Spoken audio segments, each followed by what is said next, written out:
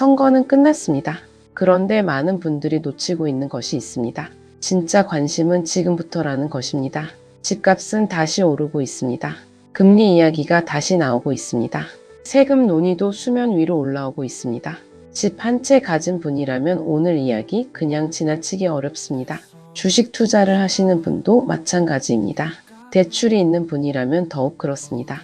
선거가 끝난 뒤 경제 정책은 어디로 향할까요? 지금부터 하나씩 살펴보겠습니다. 6.3 지방선거와 국회의원 재보궐선거가 마무리됐습니다. 더불어민주당이 행정부와 입법부에 이어 지방 권력까지 상당 부분 확보한 결과가 나왔습니다. 이에 따라 앞으로 2년 동안 전국 단위 선거가 없는 시기가 펼쳐지게 됩니다. 정치 이야기를 하려는 것이 아닙니다. 이 구조가 경제 정책과 직접 연결되기 때문입니다. 그래서입니다. 선거가 있을 때와 없을 때 정부가 정책을 추진하는 속도와 강도는 달라집니다. 여론을 살피며 속도를 조절하던 정책들이 이제는 본격적으로 수면 위로 올라올 수 있습니다. 경제부처 관계자들도 이 점을 언급하고 있습니다. 선거 일정이 없는 향후 2년은 정부 입장에서 정책을 강하게 밀어붙일 수 있는 시기라는 것입니다. 개각의 경우 경제부처 진용에는 큰 변화가 없을 것이라는 전망이 나오고 있습니다. 하지만 정책 내용에서는 달라질 수 있습니다. 속도 조절을 했던 것들이 하나씩 꺼내질 가능성이 있습니다. 이 지점입니다. 그래서 오늘은 부동산, 금리, 세금, 자본시장 4가지 방향에서 앞으로의 흐름을 짚어보겠습니다. 그런데 단순한 정책 소개가 아닙니다. 이 뉴스가 왜 지금 나왔는지, 그리고 우리 삶과 어떤 접점이 있는지를 함께 보는 것입니다. 지금까지 핵심을 한 문장으로 정리하면 이렇습니다. 선거가 끝난 지금 경제 정책의 속도가 달라질 수 있습니다. 그 첫 번째 신호는 부동산에서 오고 있습니다. 먼저 부동산 시장 이야기부터 해보겠습니다. 서울 아파트 가격이 올해 들어 다시 상승 흐름을 보이고 있습니다. 일부 지역에서는 매수 문의가 늘고 있습니다. 거래량도 조금씩 살아나고 있습니다. 이게 참 묘합니다. 집값이 오르면 집주인은 웃을 것 같지만 정작 시장은 규제 가능성을 먼저 생각하기 시작합니다. 왜 그럴까요? 과거에도 집값 상승기에는 세금과 대출 규제가 함께 등장했기 때문입니다. 그 경험이 시장 심리에 이미 새겨져 있습니다. 그렇기 때문입니다. 가장 먼저 언급되는 것이 부동산 보유세입니다.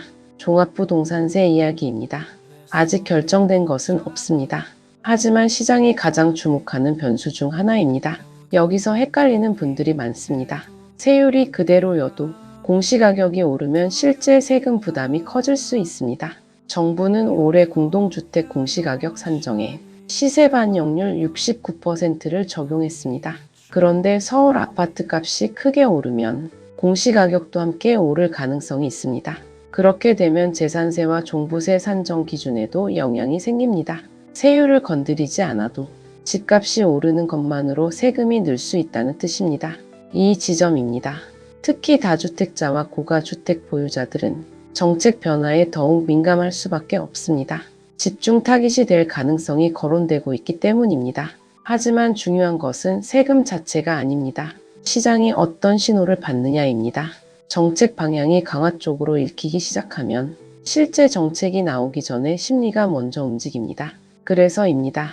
지금 부동산 시장에서는 가격 자체보다 정책 해석이 더 중요한 변수로 등장하고 있습니다.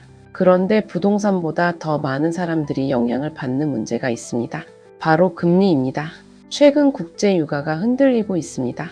중동 지역 긴장도 계속 이어지고 있습니다. 여기에 반도체 경기가 살아나면서 한국 경제 성장률 전망도 조금씩 높아지고 있습니다. 2.6% 수준까지 상향 조정됐다는 전망도 나옵니다. 성장률이 오르면 좋은 것 아닌가요? 맞습니다. 하지만 성장과 물가는 함께 움직입니다. 경기가 살아나면 물가도 따라 오릅니다. 한국은행이 가장 신경 쓰는 것이 바로 물가입니다. 물가가 잡히지 않으면 금리 인하는 어렵습니다. 그리고 경우에 따라서는 금리 인상까지 거론될 수 있습니다. 신현송 한국은행 총재는 이미 물가와 환율, 부동산 상황을 거론하며 기준금리 인상 가능성을 강하게 내비쳤습니다. 이에 따라 일부에서는 이르면 7월 금융통화위원회에서 금리가 올라갈 수 있다는 관측도 나오고 있습니다. 물론 결과는 아직 알 수 없습니다. 하지만 시장이 가능성을 보기 시작했다는 것 자체가 중요합니다. 왜 중요할까요? 금리는 모든 자산 가격과 연결되어 있기 때문입니다. 주택담보대출 금리, 전세자금대출 금리, 기업대출 금리, 예금 금리, 주식시장 자금 흐름, 이 모든 것이 금리 하나와 연결됩니다. 금리는 경제의 체온계라고 불립니다. 체온계 숫자가 오를 때 경제 전체가 반응하기 시작합니다. 그렇기 때문입니다. 지금까지 핵심을 한 문장으로 정리하면 이렇습니다. 부동산 보유세와 기준금리 두 개의 변수가 동시에 움직일 가능성이 생겼습니다. 그런데 오늘 이야기의 핵심은 사실 여기서 끝이 아닙니다. 많은 사람들이 주목하지 않은 영역이 있습니다. 자본시장입니다. 주식 투자자들이 가장 민감하게 보는 부분입니다. 최근 증시가 상승하면서 다시 거론되기 시작한 이슈가 있습니다. 금융투자소득세입니다. 이른바 금투세입니다. 금투세는 주식, 펀드, 채권 등 금융투자에서 발생한 소득에 세금을 부과하는 제도입니다. 2024년 당시 논란 끝에 폐지된 바 있습니다. 그런데 지금 다시 이야기가 나오고 있습니다. 왜일까요? 종합주가지수가 8,000을 넘어서는 상황이 됐기 때문입니다. 시장이 커지면서 과세 논의도 다시 힘을 받고 있습니다. 실제로 이재명 대통령은 지난 4월 국민경제자문회의에서 이렇게 말한 바 있습니다. 돈 버는 사람은 세금을 내고 안 버는 사람은 안 내야 한다. 역진적 구조를 바꿔야 한다는 취지였습니다. 물론 현재 확정된 내용은 없습니다. 다만 정책론의 가능성 자체가 시장에 영향을 줄 수 있습니다. 왜냐하면 투자자들은 현재보다 미래를 먼저 보기 때문입니다. 세금이 아직 결정되지 않았는데 시장은 이미 계산을 시작합니다. 그래서입니다. 주식시장에서는 실제 정책보다 정책에 대한 기대감이 먼저 움직입니다. 이 흐름을 이해하는 것이 중요합니다. 여기에 더해 자본시장 관련 논의들이 추가로 예고되고 있습니다. 먼저 상속증여세 개편 논의입니다. 대주주가 상속세 부담을 줄이기 위해 의도적으로 주가를 낮추는 행위를 막는 이른바 주가 누르기 방지법이 추진될 것으로 보입니다. 또한 집단소송제 확대 논의도 있습니다. 피해자 한 명이 승소하면 같은 피해를 입은 나머지 피해자 전원도 구제받을 수 있도록 하는 제도입니다. 기업 경영과 투자 환경 전반에 영향을 줄 수 있는 제도입니다. 담합과 불공정 거래에 대한 제재 강화도 속도를 낼 전망입니다. 시장 참여자들이 예의주시하는 이유입니다. 그런데 문제는 이게 아닙니다. 모두가 놓친 진짜 포인트는 따로 있습니다. 많은 사람들은 세금이 오를까, 금리가 오를까, 주가가 떨어질까 이것에만 집중합니다. 하지만 더 중요한 것은 개별 정책이 아닙니다. 정책의 방향성입니다. 개별 사건이 아니라 더 큰 흐름입니다. 이번 선거 이후 경제 정책 환경에서 가장 중요한 변화는 무엇일까요? 정부가 비교적 긴 정책 추진 시간을 확보했다는 것입니다. 앞으로 2년 동안 굵직한 경제 정책들이 연속적으로 나올 가능성이 있습니다. 한 경제학계 인사는 이렇게 말합니다. 한꺼번에 너무 많은 정책을 밀어붙일 경우 시장의 예측 가능성이 떨어지고 변동성도 커질 수 있다. 부동산, 금리, 세금, 주식시장, 기업 규제, 이 모든 것이 따로 움직이는 것이 아닙니다. 하나의 흐름으로 연결됩니다. 예를 들어 보겠습니다. 금리가 오르면 대출 부담이 커집니다. 대출 부담이 커지면 부동산 매수 심리가 꺾입니다. 동시에 보유세가 강화되면 다주택자들이 매물을 내놓을 수 있습니다. 그 매물이 시장에 쏟아지면 가격에 영향을 줍니다. 그리고 주식시장에서는 금투세 논의가 진행되는 동안 투자자 심리가 흔들릴 수 있습니다. 하나하나 보면 각각의 정책입니다. 하지만 동시에 움직이면 전혀 다른 이야기가 됩니다. 이 지점입니다. 진짜 변화는 세금 한 건이 아닙니다. 금리 한 번이 아닙니다. 정책들이 동시에 움직이는 환경 변화 자체입니다. 그래서 최근 시장이 유난히 민감하게 반응하고 있는 것입니다. 지금까지 핵심을 한 문장으로 정리하면 이렇습니다.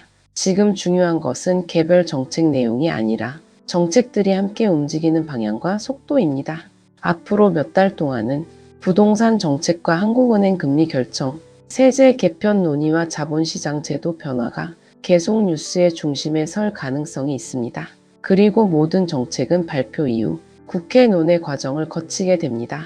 즉, 지금 나오는 이야기들이 그대로 현실이 된다는 보장은 없습니다. 이 점도 중요합니다. 그렇다면 우리는 무엇을 봐야 할까요? 첫째, 공시가격 발표 시점을 주목할 필요가 있습니다. 공시가격이 어떻게 결정되느냐에 따라 보유세 부담의 방향이 달라집니다. 둘째, 7월 금융통화위원회 결과입니다. 금리 동결인지 인상인지에 따라 대출 시장과 부동산 심리가 달라집니다. 셋째, 하반기 경제운용 방향 발표입니다. 정부가 어떤 정책을 담느냐에 따라 세금과 자본시장 논의의 윤곽이 잡힙니다. 이 세 가지를 차례로 지켜보는 것입니다. 뉴스가 많아지면 오히려 판단이 흐려지기도 합니다. 이게 참 묘합니다. 정보가 많을수록 무엇이 중요한지 모르게 되는 경우가 생깁니다. 그래서 뉴스 한 줄보다 정책 전체의 방향을 보는 시각이 더 중요해질 수 있습니다. 그렇기 때문입니다. 시장은 언제나 실제 정책보다 빠르게 움직입니다. 결정이 나기 전에 이미 반응합니다. 그래서 지금 단계에서는 가능성과 방향성을 차분히 지켜보는 것이 필요합니다. 패닉도 필요 없고 낙관도 이릅니다. 다만 흐름을 읽는 것, 그것이 지금 이 시점에서 할 수 있는 가장 냉정한 판단입니다. 이 지점입니다. 선거는 끝났습니다. 하지만 경제 정책의 본 게임은 이제 시작될 수 있습니다. 오늘 여러분께 한 가지 질문을 드리겠습니다. 앞으로 우리 생활에 가장 큰 영향을 줄 변수는 무엇일까요? 부동산일까요? 금리일까요? 아니면 세금과 자본시장 제도 변화일까요? 댓글로 여러분의 생각도 함께 나눠주시기 바랍니다. 다음 시간에는 금리 인상 가능성이 현실화될 경우 부동산과 주식시장에 어떤 변화가 나타날 수 있는지 조금 더 자세히 살펴보겠습니다. 구독과 좋아요는 한 번 더 생각해 보게 만드는 힘이 됩니다. 오늘도 행복한 하루 되세요. 감사합니다.